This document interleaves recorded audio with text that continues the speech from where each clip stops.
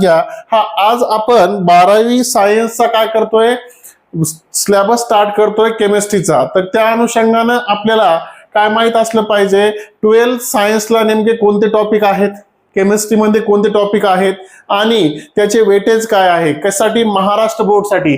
बघा चेक करा, Maharashtra board 12th chemistry काय करायचं बेटा, कंप्लीट टॉपिक लिस्ट आहे बेटा आपल्याकडं.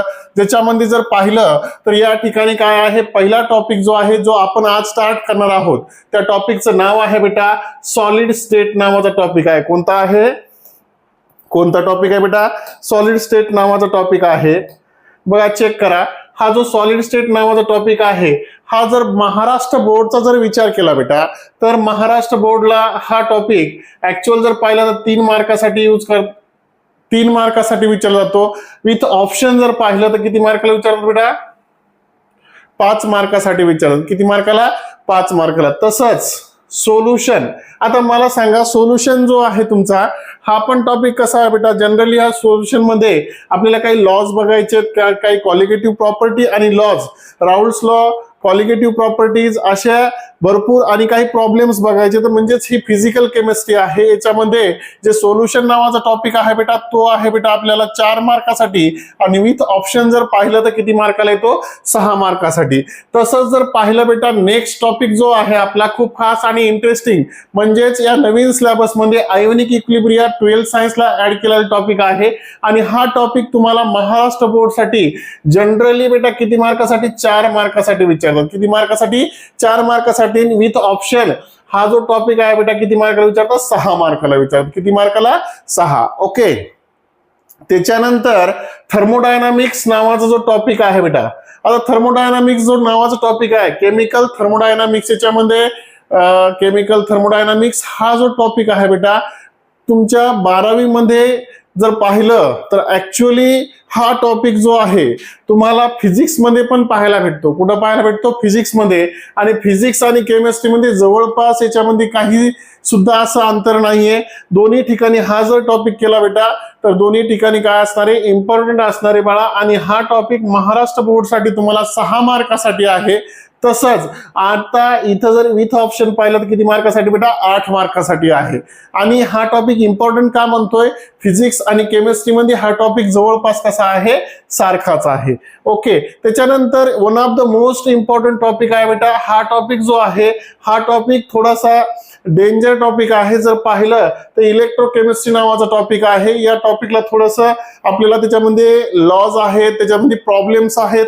या सर्व टॉपिक मध्ये लॉज, प्रॉब्लेम आणि थिअरी आहे. ओके. तर त्या अनुषंगाने जर पाहिलं तर या ठिकाणी हा टॉपिक 5 मार्काला आहे आणि विथ ऑप्शन किती मार्काला आहे, 7 मार्काला आहे. आता फिजिकल केमिस्ट्री चालू का करायची होती आपल्या, याच्या पाठीमागचं कारण आहे, त्या सर्वांमध्ये फिजिकल केमिस्ट्री बोर्डासाठी सर्वात जास्त वेटेजला आहे. ओके. त्याच्यानंतर काय बेटा, केमिकल कायनेटिक्स नावाची जी कॉन्सेप्ट आहे, त्यामध्ये जर पाहिलं तर हा केमिकल कायनेटिक्स नावाचा टॉपिक 4 मार्काला आहे आणि विथ ऑप्शन किती मार्काला आहे, 6 मार्काला आहे. ओके. तर अशा पद्धतीने काय आहे बेटा, जनरली जर पाहिलं तर ही आहे तुमची फिजिकल केमिस्ट्री. काय आहे, फिजिकल केमिस्ट्री आहे. आता फिजिकल केमिस्ट्रीचा जर विचार केला तुम्ही तर लक्षात घ्या, सर्वात महत्वाचं काय आहे, तो विथ म्हणजे जनरली काय 26 मार्काला आणि विथ ऑप्शन 38 मार्काला विचारते बेटा. ही आहे इम्पॉर्टंट असणार आहे. ओके. चालतंय. आता लक्ष द्या बेटा, इकडे जर पाहिलं तर हे आहे बेटा इनऑर्गॅनिक केमिस्ट्री. कोणती केमिस्ट्री आहे, इनऑर्गॅनिक केमिस्ट्री. ही आहे फिजिकल केमिस्ट्री. आता इथे एक महत्वाची कॉन्सेप्ट अशी आहे बेटा, इथं 3च टॉपिक येतं, 1, 2 आणि 3. आणि 3 टॉपिकला तुम्हाला 17 मार्क येतं. म्हणून हा जो तुमचा काय आहे पार्ट आहे कशाचा, केमिस्ट्रीचा, तर तो खूप इम्पॉर्टंट असणार आहे. कारण इथं जर पाहिलं तर हा तुमचा पी ब्लॉक नावाचा जो काय आहे टॉपिक आहे, ज्याच्यामध्ये सीईटी. आता बघा इथं जनरली जर पाहिलं तर हा महाराष्ट्र नेले आपण, पण MST CET जे आहे आता याचा सिलेबस पाहिजे 12th chemistry complete topic wise list आहे. ओके.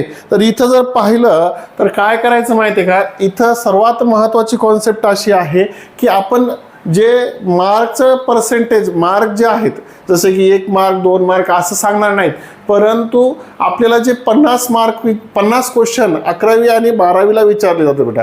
म्हणजेच सीईटीचा सिलेबस बघत असताना नुसता 12वीचा सिलेबस पकडला जात नाही, तर सीईटीचा सिलेबस बघत असताना 11वीचा 20% सिलेबस आणि 12वीचा 80% सिलेबस असा मिळून काय केलं जातो, सिलेबसच्या मार्कचं डिस्ट्रीब्युशन केलं जातं. मग आता इथं जर आपल्याला पाहायचं असेल 12वीच्या सिलेबसचं मार्कचं डिस्ट्रीब्युशन जर पाहिलं तर काय होईल बेटा, जनरली जर पाहिलं तर सॉलिड स्टेट नावाचा जो टॉपिक आहे, तर सॉलिड स्टेट नावाचा टॉपिक आपल्याला किती पर्सेंट विचारला जातो बेटा, 6% विचारला जातो. किती पर्सेंट, 6%. ओके, ते कुठं, महाराष्ट्र सीईटी साठी. त्याच्यानंतर या ठिकाणची जर कॉन्सेप्ट पाहिली बेटा, तर हा जो टॉपिक आहे तुमचा कोणता टॉपिक आहे, सोल्युशन नावाचा टॉपिक आहे. हा सोल्युशन नावाचा टॉपिक 7% विचारला जातो. किती पर्सेंट, 7%. आता मला काय सांगायचं माहिती आहे का, या ठिकाणी 7% सोल्युशन किती पर्सेंट विचारला, 7%. आता थोडंसं लक्ष द्या, बोर्डाचा जर विचार केला तर बोर्डाला याला खूप कमी मार्क आहेत बेटा. किती मार्क आहेत, 4 मार्क आहेत. परंतु इथं पर्सेंटेज बघा किती पर्सेंट, 7% बोर्डाला विचारलं जातं. किती पर्सेंट, 7%. त्याच्यानंतर आयोनिक इक्विलिब्रियम नावाचा टॉपिक हे MHT CET साठी फक्त 2% विचारतात. किती पर्सेंट, 2%. ओके, आता महत्त्वाचं काय माहिती आहे का, अख्ख्या सिलेबसमध्ये मी सांगितलं होतं की केमिकल थर्मोडायनामिक्स नावाचा टॉपिक काय इम्पॉर्टंट आहे. याच्या पाठीमागचं कारण आहे, केमिकल थर्मोडायनामिक्स नावाचा टॉपिक फिजिक्स ते प्लस काय बेटा, केमिस्ट्री, आणि विशेष काय माहिती आहे का, हाय वेटेज. कसा बेटा, हाय वेटेज टॉपिक आहे, कारण 15% हा तुमच्या सिलेबसमध्ये विचारला जातो. किती पर्सेंट, 15%. अख्ख्या केमिस्ट्रीमध्ये कुठलाही टॉपिक 15% विचारला जात नाही. म्हणून माझं वैयक्तिक असं मत आहे, केमिस्ट्रीचा सीईटी साठी सिलेबस करत असताना तुम्हाला तुमचा जो केमिकल थर्मोडायनामिक्स नावाचा टॉपिक आहे तो एवढा इम्पॉर्टंट असणार आहे की तुमचा फिजिक्समध्ये पण फिजिक्समध्ये पण चांगल्या पर्सेंटेजमध्ये विचारला जातो. केमिस्ट्रीला 15% विचारला जातो. म्हणजे फिजिक्स आणि केमिस्ट्रीचा ओव्हरऑल विचार करता हा टॉपिक खूप इम्पॉर्टंट असणार आहे. कोण बेटा, केमिकल थर्मोडायनामिक्स. म्हणून केमिकल थर्मोडायनामिक्स नावाचा टॉपिक काय आहे बेटा, इम्पॉर्टंट आहे. त्याच्यानंतर आपल्याकडे कोणता बेटा, इलेक्ट्रोकेमिस्ट्री 7% विचारला जातो बेटा. किती पर्सेंट, 7%. त्याच्यानंतर बेटा तुमचा केमिकल कायनेटिक्स, इलेक्ट्रोकेमिस्ट्री नावाचा टॉपिक किती, 7%. आणि केमिकल कायनेटिक्स बघा छोटा टॉपिक आहे तरी पण किती, 7% विचारला जातो. म्हणजेच हा टॉपिक पण करणं गरजेचं आहे, कारण लय झालं त्याच्यामध्ये first order, second order, third order या जर आपण रिॲक्शन पाहिले याच्या पलीकडे काही सुद्धा नाही. रेट आणि मॉलिक्युलरिटी जर पाहिलं त्याच्या पलीकडे काही सुद्धा नाही. म्हणून ओव्हरऑल जर विचार केला बेटा तुमच्या फिजिकल केमिस्ट्रीचा, तर फिजिकल केमिस्ट्री MHT CET साठी पण काय आहे, हे इम्पॉर्टंट आहे. ओके, लक्षात येतंय. त्याच्यानंतर राहिला प्रश्न काय बेटा, इथं तुमची इनऑर्गॅनिक केमिस्ट्री पुन्हा इम्पॉर्टंट असणार आहे. कशामुळं, कारण जर पाहिलं तर 3च टॉपिक इथं 9, 8, 9, 1, 9, 9, 2, 18, 9, 27 म्हणजे 26%.